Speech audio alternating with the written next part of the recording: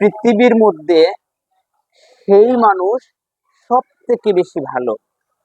এখন কোন মানুষ সব থেকে বেশি ভালো? আমি বললাম পৃথিবীর মধ্যে সেই মানুষ সব থেকে বেশি ভালো যেই মানুষটা যেই মানুষ তার আপন জনদের কাছে ভালো। এখন আমাদের আপন জন কারা হয়? আমাদের আপন জন হয় আমার মা, আমার বাবা, আমার ভাই, আমার বন্ধু যারা আছেন তারা হইল আমার আপন জন। কেন আমি বললাম, মানে পৃথিবীর মধ্যে সেই মানুষ সব থেকে বেশি ভালো, এবং ওই মানুষটা শুধুমাত্র পৃথিবীতেই ভালো না, ওই মানুষটা মারা গেলে, এই মানুষটা যখন মারা যাবে সেই মানুষটা তখন আল্লাহর কাছেও ভালো হবে, প্রিয় হবে। দেখো, আমরা তো চিরদিন বাঁচি না, আমরা কি সবাই বাঁচি? আমরা কিন্তু চিরজীবন বেঁচে থাকতে পারি না। একটা সময় পৃথিবী থেকে আমাদের চলে যাইতে হয়। পৃথিবীর মধ্যে এমন কেউই নাই যে তোমার সারাটি জীবন ভর পর্যন্ত সে বাঁচতে পারছে। এমন পৃথিবীতে অমর অমর মানে যে ব্যক্তি মরছে না, পৃথিবীর মধ্যে কি এমন কোন ব্যক্তি আছেন যারা এখনো পর্যন্ত মারা যায় নাই? আমরা একটা কথা জানি, জন্ম আছে যার, মৃত্যু আছে তার। যার প্রাণ আছে তার একদিন মরণও আছে। বুঝতে পারছো? যেমন পিপিলিকার প্রাণ আছে, পিপিলিকা একটা সময় মারা যাবে, ঠিক আছে? যেমন গরুর প্রাণ আছে, গরুর যেহেতু প্রাণ আছে, গরু একটা সময় মারা যাবে। ছাগলের প্রাণ আছে, ছাগল একটা সময় মারা যাবে। তুমি কথাগুলো একটু ভালো করে বুঝার চেষ্টা করো। দেখবে একটা হাঁস মুরগির প্রাণ আছে, সে একটা সময় মারা যাবে। কিন্তু এই যে দেখো, তুমি এই যে মোবাইল ফোন, ধরো কথার কথা, এই মোবাইল ফোনটা, এর ভিতরে কি কোনো প্রাণ আছে? এটা কিন্তু, এটার ভিতরে কোনো কোনো প্রাণ নাই। আমরা যদি এটাকে ধরি, এই যে এইভাবে ধরে আমরা এইখান থেকে সরানো লাগে আমাদের নিজ হাতে, তার একার কিন্তু তার প্রাণ নাই। এটা হচ্ছে একটা জড় বস্তু। এই যে বই, বই কিন্তু একটা জড় বস্তু, এর কিন্তু কোনো প্রাণ নাই, এর প্রাণও নাই, এর মরণও নাই, কিন্তু এটা ব্যবহারের ফলে একটা সময় নিশ্চিত বা ক্ষয় হবে। এটা হচ্ছে বইয়ের বৈশিষ্ট্য। কিন্তু দেখো, যার প্রাণ আছে তার কিন্তু মরণ আছে। এখন আমরা যে কথা বলছিলাম, এখন এই যে হাঁস মুরগি গরু ছাগল, এগুলার প্রাণ আছে এবং একটা সময় মারা যাবে। মারা যাওয়ার পরেও কিন্তু তাকে কখনোই বিচারের কাঠগড়ায় দাঁড়াইতে হবে না।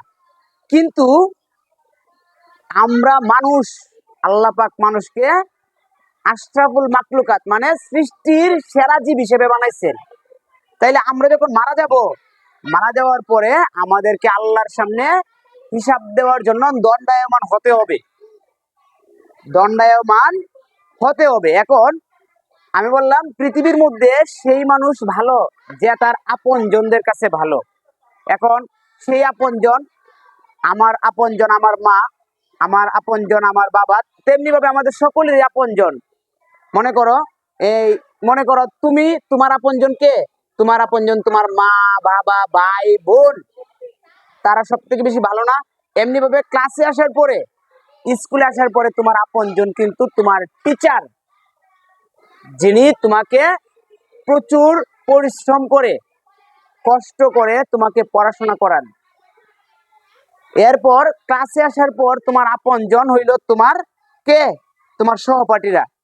এখন এই যে তোমাদের, আমাদের সাথে যে উঠবস, বা আমাদের যে তোমাদের সাথে উঠবস, এখন এই জায়গাতে যদি আমরা ধরো কথার কথা একটা সময় মারা গেলাম, বা তুমি একজন মারা গেছো, মারা যাওয়ার পরে যদি দেখো, তোমার আমার ভালো মন্দের বিশ্লেষণটা কিন্তু আমাদের পরিবারই কিন্তু করে থাকে। কে করে থাকে? তুমি যদি পরিবারের মধ্যে যদি ভালো না থাকতে পারো, এখন তুমি পরিবারের মানুষ, তুমি বাইরে খুব ভালো আচরণ করো, খুব মারাত্মক লেভেলের সুন্দর, খুব মারাত্মক, একদম ফ্যান্টাস্টিক বিহেভ করো, তুমি খুব মারাত্মক ভালো আচরণ করো বাইরের মানুষদের সাথে, কিন্তু ঘরে তোমার বাবাকে জ্বালাতন করো, ঘরে তোমার মাকে জ্বালাতন করো, বাড়িতে থেকে তুমি তোমার দাদাকে জ্বালাতন করো, বাড়িতে থেকে তুমি তোমার ছোট ভাইটাকে, বড় ভাইটাকে তুমি জ্বালাতন করো, তাহলে তুমি তুমি তো কখনো ভালো মানুষ না। স্কুলে আসার পরে তুমি তোমার সহপাঠীর সাথে অন্যায় আচরণ করো, মানে ঝগড়া ফাসাদ করো, তুমি তো কখনো ভালো মানুষ নও। ভালো মানুষ সেই যে তার আপন জনদের কাছে সবচেয়ে বেশি ভালো থাকতে পারে। এখন যদি মনে করো তুমি মারা গেছো, মারা যাওয়ার পরে তুমি বাড়ির সবার সাথে যদি এত সুন্দর আচরণ করো, মোহনীয় আচরণ করো, যে আচরণটার পরে ধরো কথার কথা আমি বললাম কি, নিজুম খুব ভালো, মানে সে মার সাথে, বাবার সাথে, ভাইয়ের সাথে, বোনের সাথে, সবার সাথে ভালো আচরণ করে। এখন ধরো কথার কথা সে যদি কোনো একটা বাই চান্স, আল্লাহ এমনটা না করুক, মানে আমরা বলি যদি সে কখনো মারা যায়, তাইলে তাকে যেন মিস করা হয় সেই রকম ভাবে। যে ছোট মেয়েটা ছিল সে কত সুন্দর করে তার মার কথা শুনতো, বাবার কথা শুনতো, তার ফুফির কথা শুনতো, স্কুলে আসার পর তার সহপাঠীদের সাথে সুন্দর আচরণ করত, মানে এভরিবডি মিসিং হার। আমরা সবাই তাকে কি করব, মিস করব, যে সে টিচারদের সাথে সদাচরণ করত, সদাচার করত, মানে মানুষ হিসেবে তখন আল্লাহর কাছেও সেইটা খুব প্রিয় লাগবে। ঠিক আছে। এখন তুমি যদি মনে করো বাইরে একজন, বাইরে তো যারা ভালো, যারা মনে করো ভিতরে ভালো আচরণ করতে পারে, সে কি কখনো বাইরে মন্দ আচরণ করতে চায়? সে কিন্তু মন্দ আচরণ বাইরে করতে চায় না, বা সে মন্দ আচরণ করে না, কারণ যে বিতর্কত ভালো সে বাইরে এমনিতে ভালো থাকে। আমার কথা কি তোমরা বুঝতে পারছো? সুতরাং এই কারণেই আমাদের সকলেরই উচিত, মানে আপন জনদের সাথে যেন আমরা ভালো আচরণ করি। আপন জনদের সাথে আমরা কি আচরণ করি বললাম? যেন আমরা ভালো আচরণ করি, যেন আমাদের আচরণটা তাদের হৃদয়ের নজর কাটতে পারে। বুঝতে পারছো? এখন তোমরা একসাথে ক্লাসের ভিতরে সবাই আছো, সবাই সব সময় চেষ্টা করবে সবার সাথেই একটা সুন্দর মিউচুয়াল আন্ডারস্ট্যান্ডিং গড়ে তোলার জন্য, একটা সুন্দর একটা আচরণ গড়ে তোলার জন্য। এখন কিন্তু তোমাদের ক্লাসে যারা আছো তোমরা সবাই দেখো একদম, এখানে তোমরাও তো কেবলমাত্র পড়ো ক্লাস 2-এ, দ্বিতীয় শ্রেণীতে পড়ো, কিন্তু তোমাদের মধ্যে একটা কত সুন্দর দৃঢ়তা আসছে, দেখো তোমরা কত সবাই ভালো। এখন সব ক্লাসেরাই কি সমান ভালো?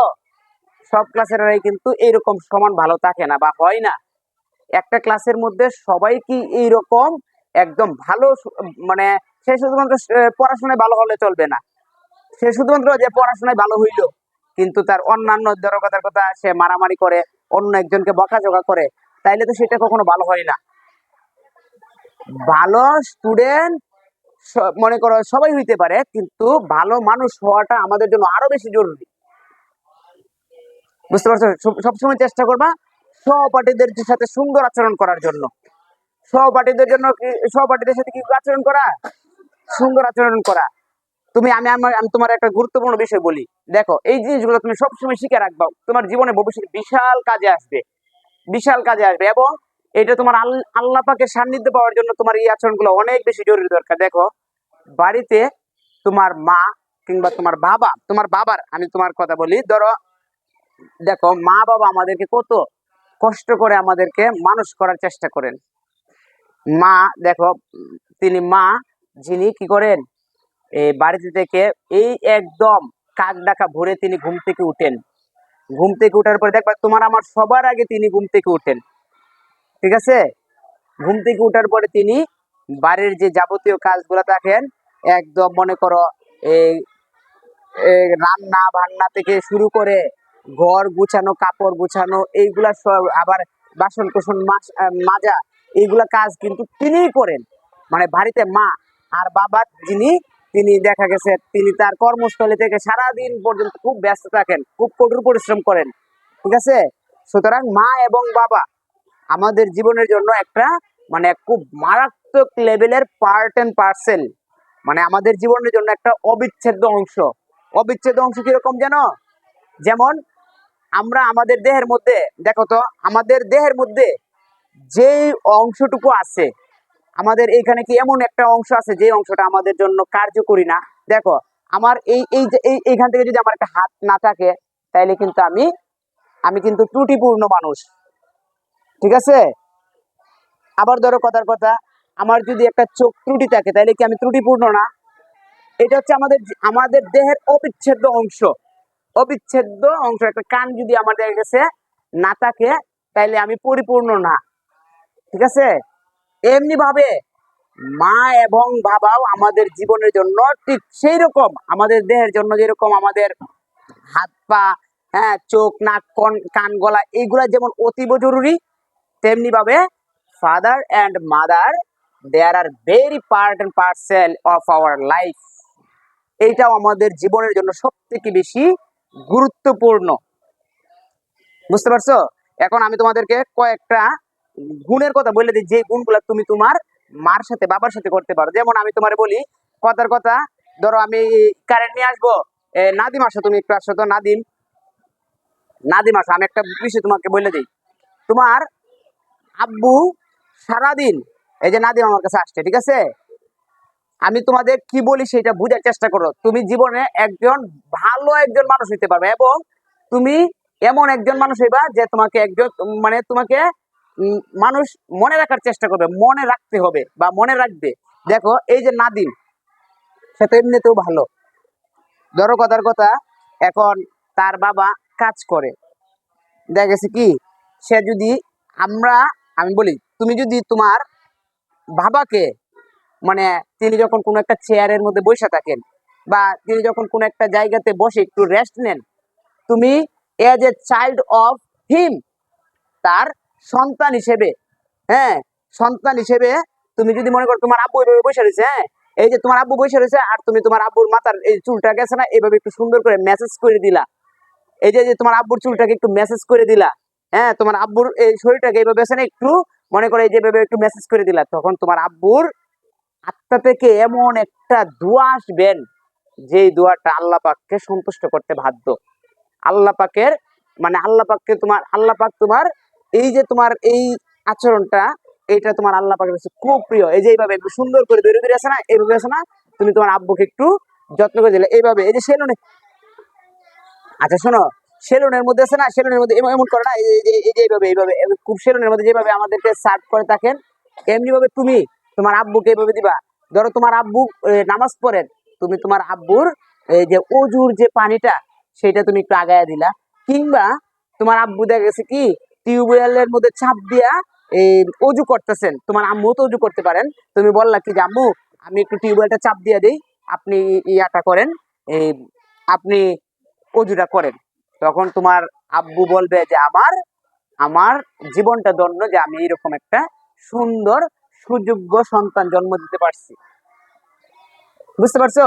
আর এই এই এই বিষয়গুলা আমি বলি, তোমার আব্বু যখন শুয়ে থাকবে, তোমার আব্বু যখন শুয়ে থাকবে, তুমি তোমার আব্বুর পা গুলোর মধ্যে সুন্দর করে আছে না, এইভাবে একটু টিপা দিবা, টিপা দিলে তিনি আরাম বোধ করবেন, আরাম বোধ করবেন। তিনি যে বাইরে এত কষ্ট করেন, সেই কষ্ট তখন তার আর গায়ে লাগবে না, শরীরে লাগবে না। বুঝতে পারছো আমার কথা? এই বিষয়গুলো তোমাদের সব সময় মনে রাখতে হবে, সব সময় খেয়াল রাখতে হবে যে আমাদের কিভাবে একজন ভালো মানুষ হওয়া যায়। বুঝতে পারছো? বুঝতে পারছো আমার কথা? এটা পড়াশোনা তো আমরা স্কুলে যেহেতু আসি, পড়াশোনা তো করবই, কিন্তু আগে তো আমাদের মানুষ হইতে হবে, সহপাঠীদের সাথে ভালো আচরণ করতে হবে। এখন ধরো কথার কথা, অন্য কোনো একটা ক্লাস থেকে, অন্য কোনো একটা জায়গা থেকে নতুন কোনো একটা স্টুডেন্ট আসলো, নতুন একজন স্টুডেন্ট আসলো, নতুন নতুন স্টুডেন্টের সাথে তোমরা একটা দুর্ব্যবহার করে ফেললা, একটা খারাপ আচরণ করে ফেললা, সেটা তো হবে না, ভালো হবে না। বুঝতে পারছো? মানে যে নতুন, সেও যেন তোমার সাথে মিশতে খুব স্বাচ্ছন্দ্য বোধ করে, যে না গো তুমি তো খুব ভালো মানুষ, তোমার সাথেই তো আমার মিশা দরকার, তোমার সাথেই তো আমার চলা দরকার। বুঝতে পারছো আমার কথা? তাইলে সেই গুণগুলা তুমি মনে রাখবা। বুঝতে পারছো কি বলছি? যাও তুমি তোমার জায়গায় যাও।